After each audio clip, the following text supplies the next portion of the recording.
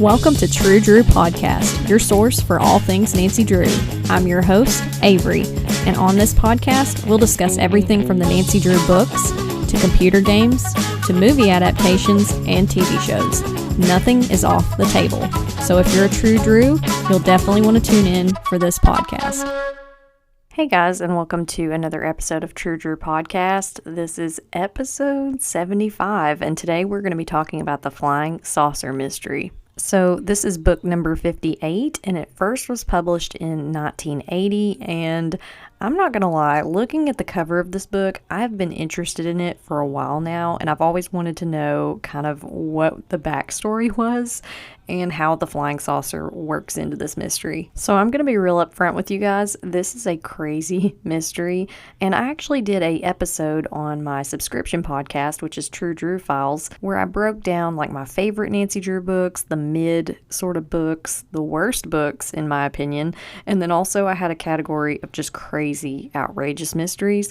And the flying saucer mystery could easily fit into that category. So let's go ahead and talk about some of the different cover art for the flying saucer mystery. I actually post these on my Instagram, which is True Drew Podcast, if you ever want to see these before the episode. But there's two separate covers for this book. So the first cover is the Wanderer edition, and the book itself is a dark green.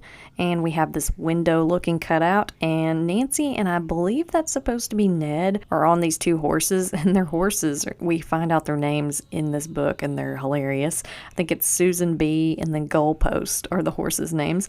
But there's a flying saucer in the background. There's this hanging moss. It looks like they're underneath like a weeping willow or something.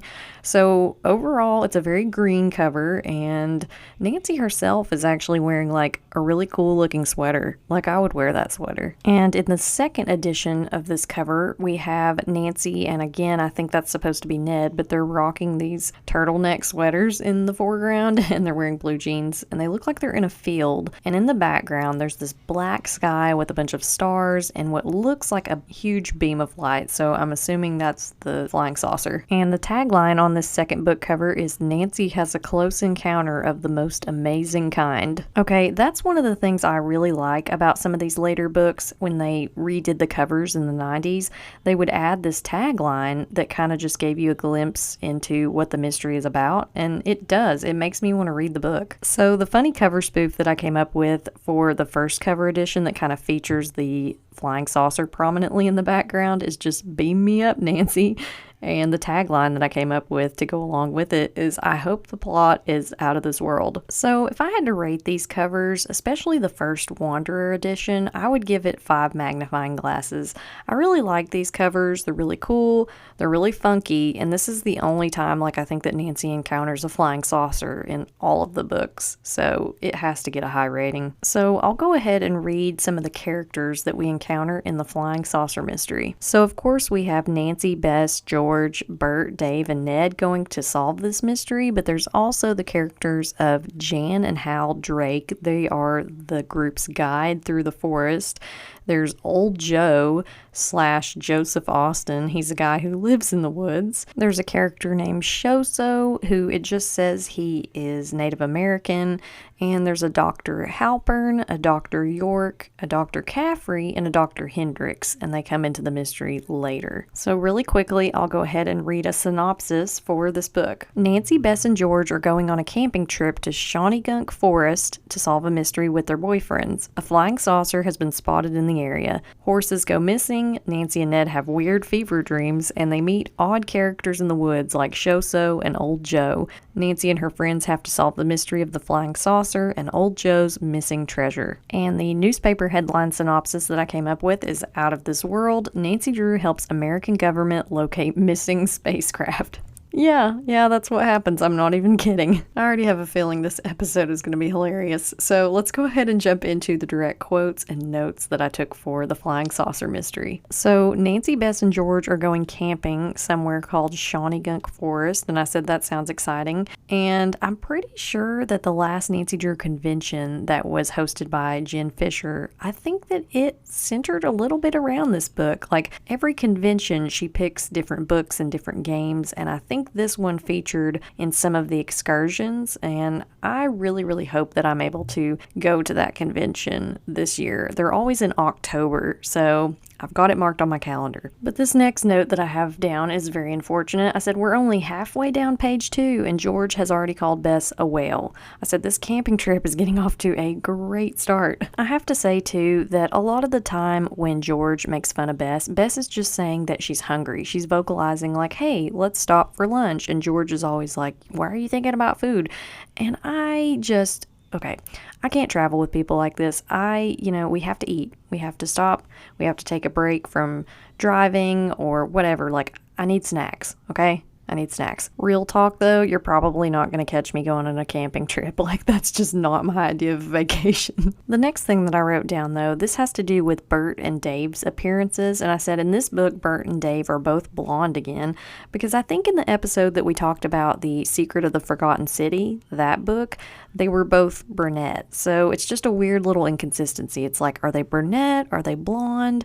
Is one of them blonde and one of them's brunette? Like, I just want to know. And like, I know they're just side characters, but I feel like that is the key to consistent writing and believable writing. Like, I want to believe in the side characters, not just the main characters, you know? And I guess in my mind, if the side characters are more consistent, it's more believable to me. But it's at this point that everyone meets their guides, who are named Jan and Hal Drake, and Nancy is assigned this horse named Susan B.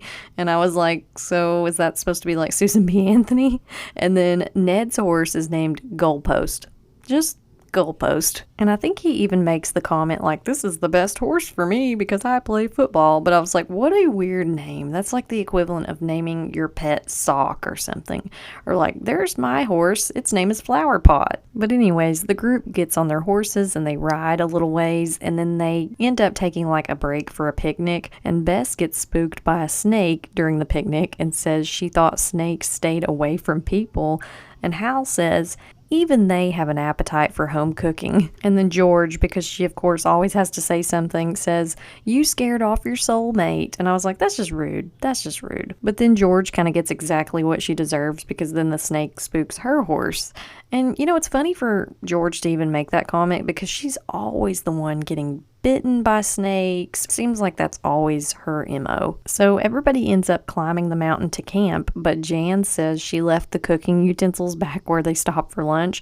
So Nancy and Ned draw sticks and they end up going back to get them. So it's while they're gone that everyone hears a scream and they get worried about Nancy and Ned, because they're like, maybe they're hurt, maybe something happened. And everyone starts speculating what direction the screams came from, and they literally name off all 4 cardinal directions. So that doesn't really narrow it down. It's almost like that age-old question, if a tree falls in the forest and no one's around, does it still make a sound?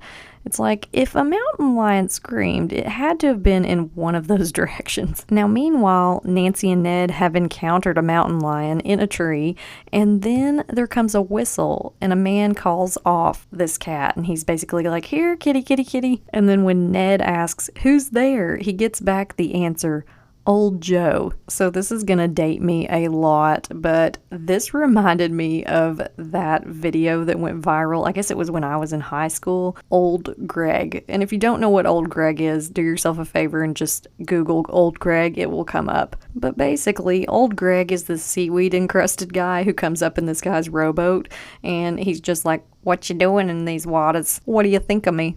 You ever drank Bailey's from an old shoe? I mean, this Old Joe character is giving me the same vibes as Old Greg, because he's like, what you folks doing riding around in my forest? Do you like me? Make an assessment. So he tells Nancy and Ned that he used to live in the city, but now he's a naturalist. And so he has this dog named Trixie, and he feeds the wild cat that he just called off of them, and he's given it a name, and it's just Kitty. I think that he says he feeds the cat or the dog, one of them, groundhog, and I just was like, you ever had groundhog stew? No, I can't say that I have, and I can't say that I ever will. That is so gross. But Old Joe goes on to say that he likes to study animals, and he says that most won't attack humans except for tigers, which is oddly specific. But they ask him about the flying saucer that's been seen in the area, and he tells them about it. Also, I don't know if you can hear this background ambiance noise. I promise I'm not popping popcorn. That's just rain hitting the window. It's the perfect ambiance for talking about a mystery. But Joe talks a little bit about the flying saucer, and then he tells Nancy to come see him at his cabin because he has another mystery for her to solve. Of course, Nancy is like, heck yeah, because she is never content with just solving one mystery. So the next day, Nancy, Ned, and some of the group are going to see old Joe, and there's a huge tree that's blocking the trail. So they have to get off of their horses and go forward on foot. And Bess gets dizzy when climbing over the tree, falls and rolls down a hill towards a stream. And Dave almost falls too in his pursuit of her, but Trixie, old Joe's dog, just shows up out of nowhere, runs up and grabs Bess by her belt and saves her. I was glad Trixie was there to save the day, and Dave too, he helped. Finally, though, after that mishap, they make it to old Joe's cabin, and he says he'll have Trixie go catch them some fish, because apparently she can catch fish, she can deliver messages. Like, what can't this dog do? She's better than some of the characters in some of these books. Like, she's so useful, you know? And Bess and Dave stayed behind because they were pretty dizzy after rolling down that hill, and they just needed a break for a second. So Nancy calls them back on the walkie-talkie, and Bess says they saw a tall Native American guy with hair half over his face and wearing a suit of leaves. And then she says he threw a handful of delicious nuts to us and disappeared into the forest. Okay. I mean, if you're Nancy, I think you would be thinking like, okay, Bess hit her head a little bit too hard. But before Nancy can speculate too much on this, old Joe speaks up and he's like, oh yeah, I know that guy. He's harmless, but the authorities apparently tried to arrest him. And I was like, okay, that seems like a bit of an oxymoron. Like, why try to arrest him unless he is harmful? Like, I don't know, that's just logic. That's where my brain goes. But then he goes on to explain the reason the police were trying to arrest him, and they said it was because he was spending too much time in the woods. Like, he's an outdoorsman. What's wrong with that? The man loves fresh air and the outdoors. Leave him alone. But then George speaks up and jokes and says maybe he came off the spaceship, and Ned says an unidentified flying Indian. Ay. So while everybody's talking about this guy that we can't agree on where he came from or what he's doing in the woods, Trixie the dog brings back a trout. So they're cooking and they're getting this fish prepared for everybody's dinner, but then the campfire almost gets blown out by a downdraft, like from an aircraft. So just picture this scene. There's fish flying everywhere. Ned's trying to calm down the horse goalpost, and everyone is trying to keep the woods from catching on fire. Like, it's absolutely chaotic. And this is why I won't go camping, because you never know what's going to happen. You might have a spacecraft come over and, you know, you might get in trouble for almost setting the woods on fire. It's unpredictable, okay?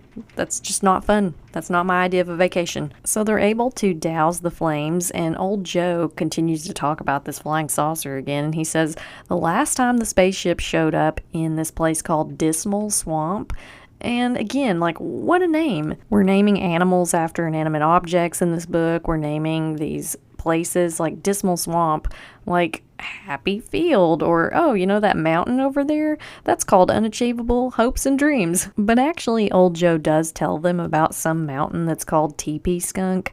And according to him, Dismal Swamp stinks really, really badly. I guess that's why it's called Dismal Swamp. Personally, I like my name better. I would have called it Stanky Swamp. But sadly, I was not alive when these books were first written, and I was not consulted. So the strange man in the woods, not old Joe, but the other strange man who is Native American that Bess keeps calling, quote, the Indian, shows up, and he's standing at the edge of the trees with a rock in his hand, and Bess says, he's weird, and then says, suppose he's from outer space. And she continues to say, there's no telling what magnetic power he might have. He could mesmerize us all. I mean, I get it. You're out in the middle of nowhere. The strange guy comes out of the woods holding a rock. Like, I'd be a little bit freaked out too. But how about a little bit of gratitude, Bess? That man threw you some nuts. So then everyone in the group is basically making fun of Bess. But it's weird because during this whole scene, everyone is talking about this man as if he's not standing like 10 feet away from them and can't hear every word that they're saying. And it gets even worse worse because then they keep saying things like, maybe we should approach him with our hands out, like he's a wild animal or something. I'm just like, guys, what are you doing? So Nancy and Ned approach this guy slowly and they introduce themselves a few times, and understanding, he introduces himself and he says his name is Shoso, and he starts to pantomime horses, and so Nancy and Ned pantomime back to him, and Ned gets down on all fours and Nancy pretends to ride him like a horse. Oh my gosh. This part had me laughing so hard. But it turns out that Shoso was pantomiming horses to them because he knows that Bert and Dave's horses are gone. They got spooked by the windstorm from the aircraft. Thankfully, though, old Joe comes riding into camp with the missing horses who just showed up at his cabin. And so he also discusses the mystery that he wants Nancy to solve. And he says that he thinks that his father buried a valuable secret in the woods. And so Nancy agrees that she'll help him solve the mystery, and Trixie starts barking, and old Joe goes to investigate because he's like, that's kind of out of character for her. She may be telling me that something's going on back at my cabin. So Nancy and George decide that they're going to go look around in the woods, and old Joe said that his father probably left a wallet and some valuable papers out there. That's what he thinks was left in the woods. And George gets bitten by a snake reaching into the trunk of a tree. What did I tell you earlier? George is always getting bit by snakes, and it's almost like you could say a snake is kind of her soulmate or something. Low blow, but you know what? George deserves it because she's always mean to Bess. So Nancy has to perform some first aid on George, and I think she had to do this in, what was it? Oh yeah, The Secret of Mirror Bay. George got bit by some poisonous centipede or something, and then in The Secret of Redgate Farm, George got bit by a snake, and so Nancy took a rock that she found nearby and like cut into the wound, so I guess she's used to it at this point. But after she's done doing that, Nancy spots this weird rock pyramid in the middle of the stream, and it looks like it's man-made. I guess it looks kind of like some cairns or something, and so she takes note of it and she's like, I'll come back and look at this later. And we learn why Trixie was barking. Trixie was barking because a bear got into old Joe's cabin and wrecked it. Something tells me he doesn't own homeowner's insurance. And then this next note that I wrote down, I thought I was really on to something, but I think it was just late at night when I was reading this, but it starts pouring on everybody back at camp when Nancy and George get back to everybody, and the book mentions that their tents are with the missing horses. But then I was like, we just found the missing horses? So what's the problem? Like, I thought they had the tents with them, unless the tents were with Hal and Bert. This just wasn't very clear to me, or I didn't have enough caffeine in my system or something. I don't know, but I was just like, is this an inconsistency? Did I just read this 4 times and still not get it? I don't know. But anyways, it's pouring rain. We don't have tents. It's a disaster. And I mean, we've lost cooking utensils on this trip. We've rolled down hills and we've had the horses go missing. I mean, thank goodness this is the Drew party, because the only way that this camping excursion could be more disastrous is if it was the Donner party. Donner party of 5? I mean, 4? They're just one concrete example of why you should never take a shortcut. And yet another example of why I will never go camping or go on the Oregon Trail. So the next thing that happens is Nancy and Ned go to check out the flying saucer because it lands, I guess, in Dismal Swamp, and they're watching it and eating some candy bars, and Ned taps a mathematical equation on the outside of it because they're trying to communicate with anything that's inside. And you know, this is actually pretty smart because math is the universal language, or that's what I've heard people say.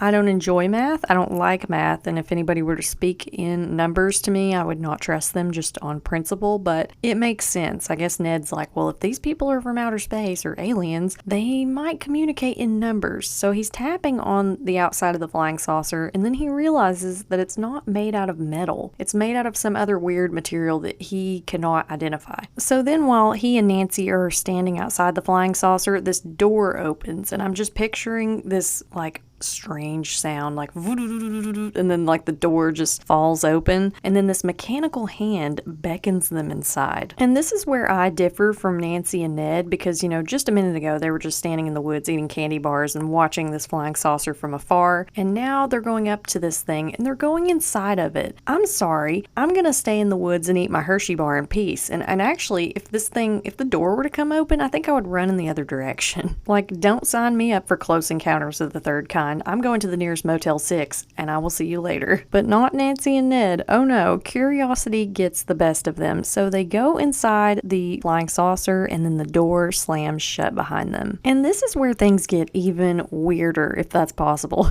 because Nancy tries to talk, and she realizes she can't. She's opening her mouth, and no sound is coming out. And then she notices these rain jackets that they were wearing when they went on are just gone. They've disappeared off their bodies. So then Ned starts pushing all these buttons all around the spaceship, which is a great idea when you don't know what any of them do. And then sparks shoot out and scorch Nancy and Ned's hands. And then the spaceship takes off, turns completely clear, and Nancy and Ned just both pass out. When I was reading this, I was like, what the what? Like, seriously, what is happening? Because it's funny in these books, they just state things like Nancy passed out, or the spaceship just turned completely clear. Like, it's the most normal thing in the world. And it's like, we're talking about a flying saucer in the middle of a swamp. Like, I don't know. So when Nancy and Ned wake up, they're apparently laying in some grass, and then Nancy has this thought, and the book says that she thought they had enjoyed their lives on Earth so much that they were not ready to say goodbye to their family and friends. I mean, okay, this would be terrifying if it wasn't so hilarious, because I still was trying to wrap my brain around this. I was like, did they really wake up? Is this a dream? What is going on? What was in that chocolate that they just ate? Like, I need an explanation. A part of me also had the thought, like, what if, crazy, this whole mystery was just a dream, and then Nancy wakes up at the end and then it was like, oh man, that would have been a great mystery. Like, that would have been a plot twist. I would have been like, oh, okay. But that's not what happens. So it's at this point that Nancy realizes that she and Ned can read each other's minds and thought wave to each other. Like, they call it thought wave, like almost like you're physically waving, but with your mind, I guess.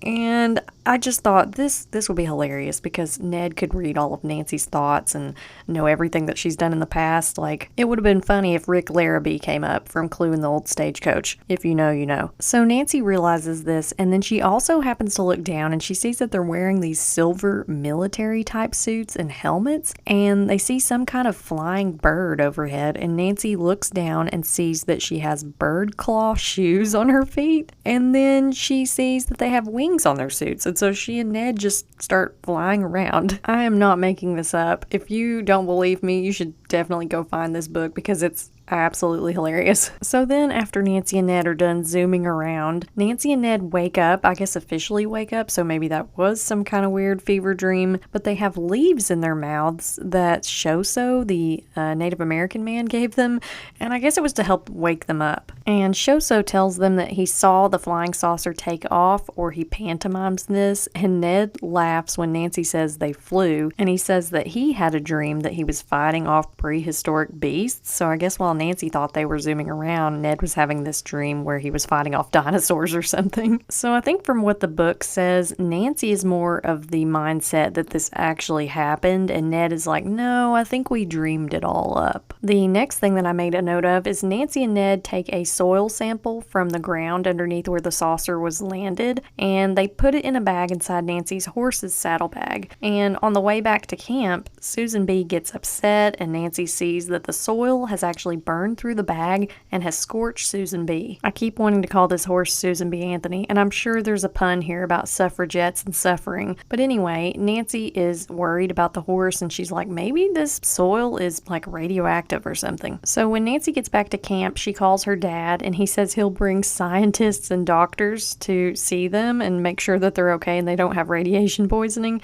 And he also mentions that a woman called with another mystery, and Nancy says, why don't you suggest she call the Dana girls, our good friends? They're great at solving mysteries. So I thought this was so cool. It was almost like Nancy was breaking the fourth wall, or I guess, you know, the Dana girls exist in the same universe as Nancy Drew and the Hardy Boys, but I had never seen this happen in any of the other books. So I was like, oh, because I've had a lot of people message me and ask me if I'm going to read any of the Dana girls for the podcast, and I haven't completed completely ruled it out. I mean, it's more like Nancy Drew geared around here, but I might read a few of them. You never know. So it turns out that Nancy and Ned are radiation free, but Susan B has to go to the vet, which is really sad. Have you ever noticed that the animals in these stories never really fare well? Like occasionally like Togo's okay, but Togo's been hit by cars, and then this horse, I mean, it's just like they're kind of the collateral damage of the stories sometimes. So after Nancy has been declared uncontaminated and she's allowed to be around her friends again, she gets a letter from Trixie the dog that came from old Joe, and he says he found his father's initials on the pyramid that Nancy found in the stream, but he hurt his foot and had to turn back. I just love the fact that Trixie is like the carrier terrier. She's like just taking messages to people and catching fish for people. Like, this dog is the best. Also, the next note that I wrote down, I was obviously still thinking about the fact that the tents were with the missing horses,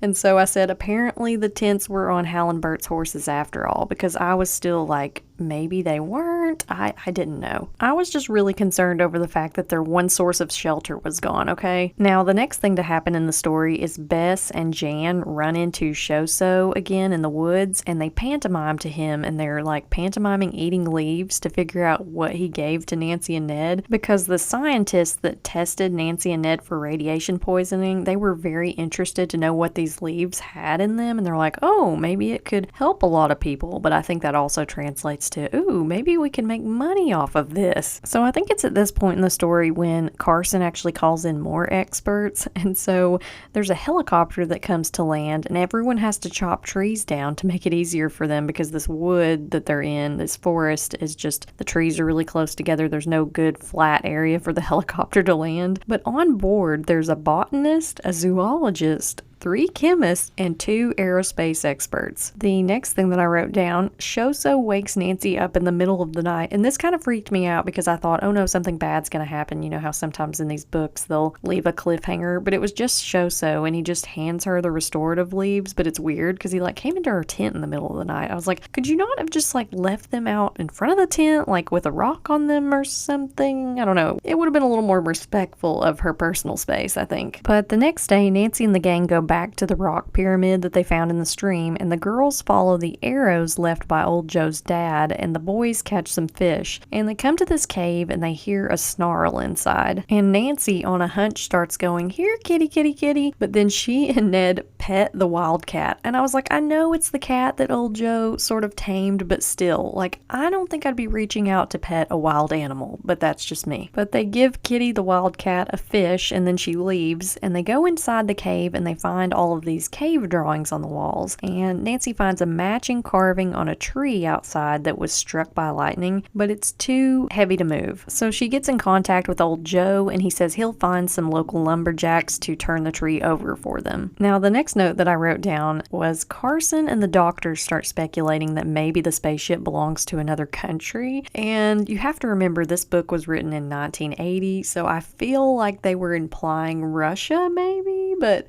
I mean, that's probably a little bit more believable than it came from outer space. Now, the next thing to happen in the plot is that there's a fire in the middle of the forest, and Nancy is worried that old Joe's dad's treasure will get burned up in that tree that had all the carvings on it, so they move the tree out of harm's way. And while this is going on and this fire is burning all around them, Dave starts talking about how he witnessed a fire at camp before and they had to put wet blankets on their head, and Bess tells him not to talk about hopeless things. I think in Dave's defense, he was trying to be helpful. He was like, no, I'm just trying to prevent you from getting smoke inhalation, Bess. This reminds me of a lot of the memes that I've seen going around about being like neurodivergent, how like some people will share a similar experience when someone's talking to them about an experience they have had, and this is what I do. Like, I feel like this is exactly what I would do. I'd be like, oh yeah, this one time I had this happen, but then some people get annoyed with that, and I'm just like, oh, that was news to me. I feel like that's just how some people relate to other people. So the fire gets put out, and Ned, Bert, and Dave carve into the tree with the carving, and they find this metal box inside, and they take it to old Joe to open it, and there's money inside and a letter saying that Shoso is old Joe's brother, and their mother was apparently from the Shawnee tribe. So this was a twist that I was not expecting at all. A lot of times in the books you can kind of pick up on it, but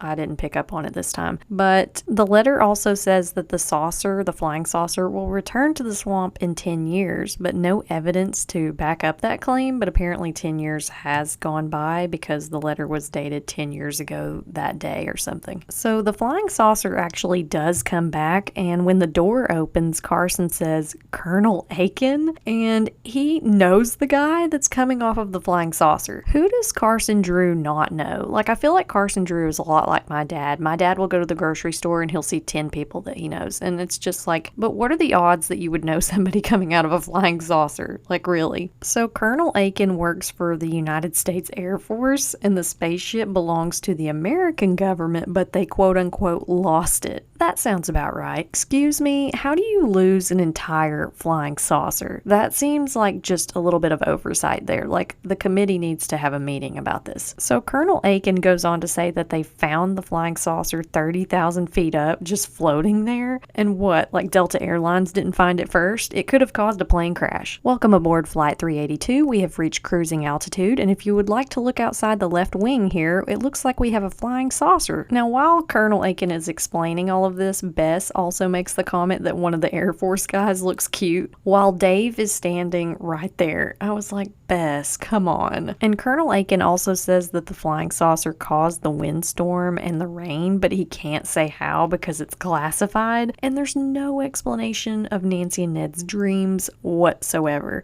So it's like the book just ends. And Colonel Aiken is like, thanks for helping the American government locate this spacecraft that we lost. Like, what in the Area 51 is going on? I have so many questions. So now for the What's Cooking segment of this podcast, we had a couple mentionings of some meals in this book. We had the crew eating tomato juice, sandwiches and nut cake, strawberries, pheasant and grape leaves, rabbit, blueberries, scallions, mushrooms, hard-boiled eggs, sassafras tea, I can't say that, and trout. And for the add that to your resume section of the podcast, I said Nancy could consider herself a forest firefighter. They had to put out that fire in the woods. She's a spaceship rider. That was kind of interesting. And she's a geocache locator. She went and found old Joe's dad's little metal box in the woods. So now let's talk about the things I liked and the things I didn't like in the flying saucer mystery.